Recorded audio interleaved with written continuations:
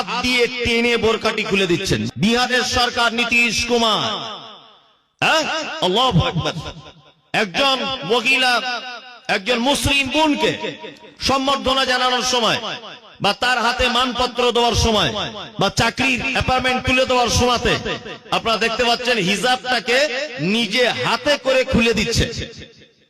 অথচ তাদের মুখের এটা ভাষা, সেই সমস্ত রাজনৈতিক নেতা নেত্রীদের মুখে ভাষা, এটা হচ্ছে গণতন্ত্র দেশ, তাদের মুখের ভাষা।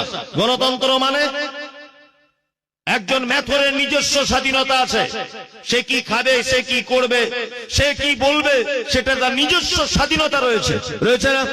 একজন মুসলিম সে হিজাব পড়বে না জিন্স পড়বে, সে কি গরুর গোশত খাবে না দেশি মুরগি খাবে, তার নিজস্ব স্বাধীনতা রয়েছে।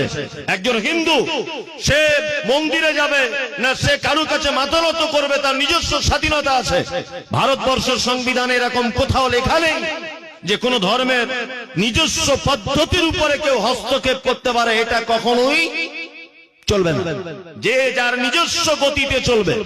কিন্তু নীতিশ কুমার বুঝিয়ে দিয়েছেন, এবং উনি যদি মহিলাটাকে বলতেন